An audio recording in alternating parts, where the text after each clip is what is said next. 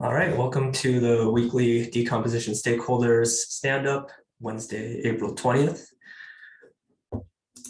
Looks like first updates are from me. So phase 4 is enabled at 15% in production.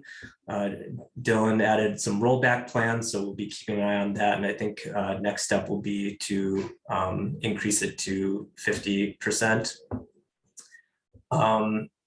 Yeah, we reassessed the timeline with the team and updated the target date for phase 7 completion to look more like mid-June. And yeah, Dave, I see you have a comment on that.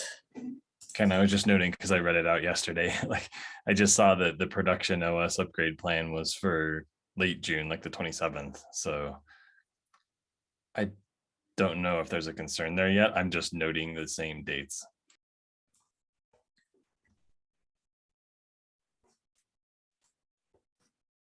Yeah, thanks for calling that out.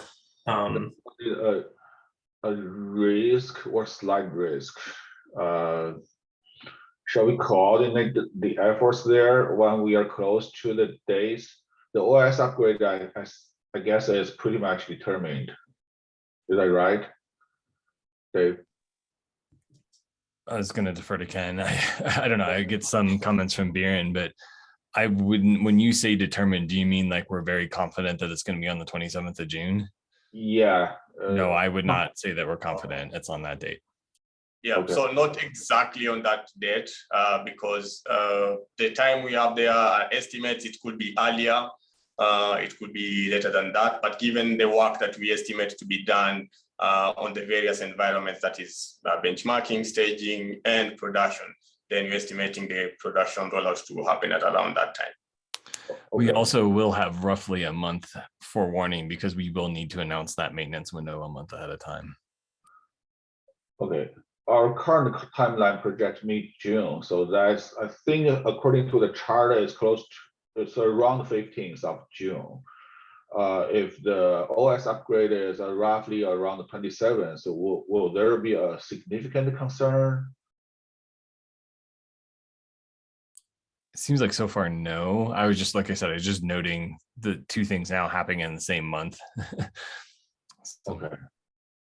Yeah, in terms of getting support, if some people are focused on preparation for the OS upgrade versus having to be on hand to help out with the decomposition rollout, is that kind of the main concern, maybe with, aside from potentially conflicting Well, I guess the only other reason I bring that up too is also just it's going to be a heck of a lot of change.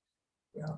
So the inner ops person in me says be ready for some wobbles. Yeah. I think ideally at least these two events should be apart from each other, like a minimum maybe 2 weeks away from each other, because we need to stabilize each change for a while before we apply another change. Yeah, I mean, both of them were rolling out, and I trust, actually we're being very careful. Like we rolled it out 15%. We're checking how things are working. Like the OS upgrade, we can kind of do that. But yeah, I think it's more with the OS upgrade to me actually has more uncertainty than the decomposition. But you are right, Chen, in terms of exactly that concern of we roll out a change, it's live in production. There's likely to be reaction work to whatever wobbles we see when it's fully on. Putting the two very close together could make debugging any issues difficult. But but at the same time, like I'm just calling it out right now, Nick, would be my point of view. I don't think we should change any plans. Okay, I suggest we watch closely how each task progress. Right now, our timeline still, we have a 50% confidence level, so it's still probably a moving target. So, but let's same with us. Yeah, let's plan for this. Like these two changes, we want them to be apart from each other at least 2 weeks. There is 2 weeks window to stabilize whichever is deployed first.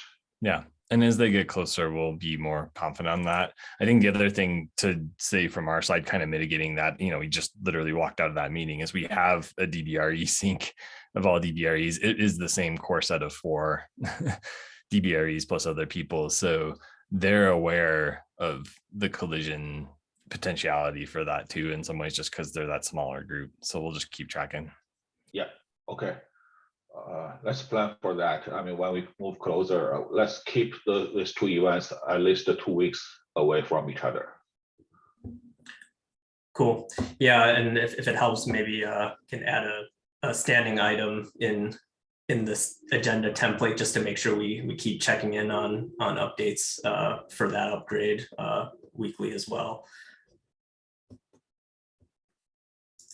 Cool. Yeah, next item for me is just an FYI of some progress. Dan, one of the SDETs working with us, opened an MR for an end-to-end endpoint coverage test to help sanity check phase 7. So just good to see the progress there and kind of narrowing in on a test case that could exercise a lot of the relevant endpoints. And then for blockers and things to coordinate, I had one item there. I just want to check in on SRE and DBRE support for our upcoming testing phases and some of the stuff that's already in progress to set up the testing environment. Jose is going to be out next week starting this Friday.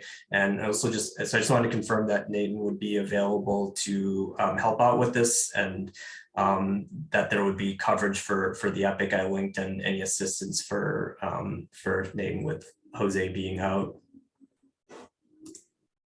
I think, yeah, and I think it would be a yes. Like, I don't know if EMEA hours is still ideal, but otherwise I was going to say Rafa plus Gonzalo and Devin on my team can be available, but it's APAC. So I don't know if that's useful or not. Yeah. Yeah. Go ahead, Nick. Oh yeah, I was gonna say I think that's okay with Dylan being in APAC and pretty active and already collaborating quite a bit with Rafa. But yeah, I don't know, Chun, were you gonna say that as well, or? Yeah. Okay. Okay. Cool.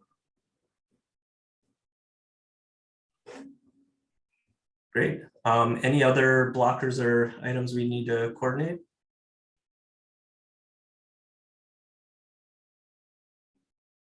Right now, not any that I know from infrastructure side of things, at least. Cool.